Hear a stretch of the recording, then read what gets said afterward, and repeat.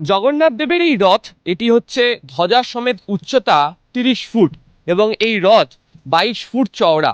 এই রথের চারিদিকে 9 জন পার্শ্ব দেবতাকে রাখা হবে এবং এই যে রথের যে চিত্রায়ন এটি হচ্ছে রঘুরাজপুরের যে পটচিত্র তার অনুকরণে করা হয়েছে।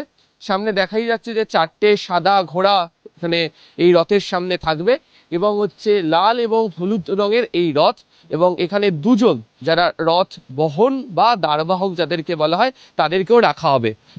ইতিমধ্যেই এই যে রথ, যে জগন্নাথ দেবের রথকে বলা হচ্ছে নন্দীঘোষ, সেই রথ সাজানোর কাজ সম্পূর্ণ করে ফেলেছে হিডকো।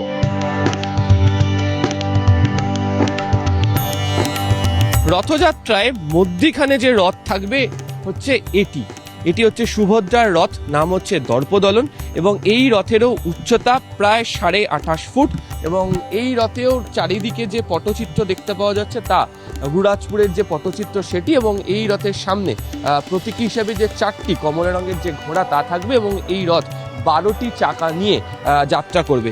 ইতিমধ্যে হিডকোর তরফ থেকেও এই রথ সাজানোর যে কাজ তাও সম্পূর্ণ করে ফেলা হয়েছে।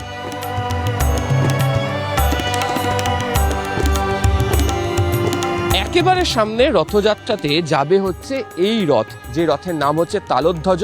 বলরামের রথ হিসাবে এটি পরিচিত। সবুজ এবং লাল রঙের এই রথ এবং রথের সামনে থাকবে হচ্ছে 4টি কালো রঙের ঘোড়ার প্রতীকী। 14 চাকার এই রথের ধ্বজা সমেত উচ্চতা 29 ফুট এবং এই রথেই বলরামকে আসীন করা হবে এবং এটি প্রথমে রশিতে টান পড়বে, এটি যাবে এবং তারপরে থাকবে হচ্ছে সুভদ্রার রথ এবং তারপর থাকবে হচ্ছে জগন্নাথ দেবের রথ।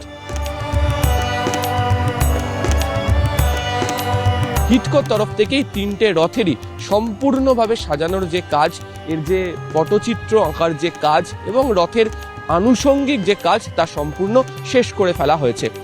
মন্দির প্রাঙ্গণ থেকে বৃহস্পতিবার রাতেই এই রথকে মন্দিরের সামনের যে জাতীয় সড়ক রয়েছে সেখানে নিয়ে গিয়ে রাখা হবে। তার কারণ হচ্ছে রথকে সোজা পথে যেতে হয়।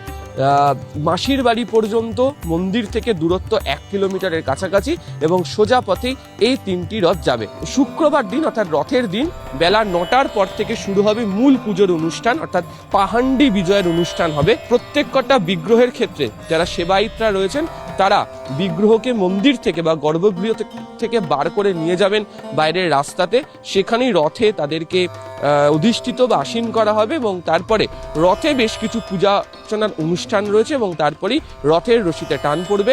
1 কিলোমিটার দূরের মাসির বাড়ি পর্যন্ত যাবে হচ্ছে রথ। ইতিমধ্যে যে শিল্পীরা কাজ করেছেন তারা কাজ সম্পূর্ণ করে ফেলেছেন এবং হিডকোর তরফ থেকে রথ বারবার পরীক্ষা করে দেখে নেওয়া হয়েছে। আজকে রাতের বেলা এই রথকে অবশেষে নিয়ে যাওয়া হবে হচ্ছে মন্দির প্রাঙ্গণের বাইরে। ক্যামেরা অসিত দাসের সাথে আবির ঘোষাল, নিউজ 18 বাংলা, দীঘা।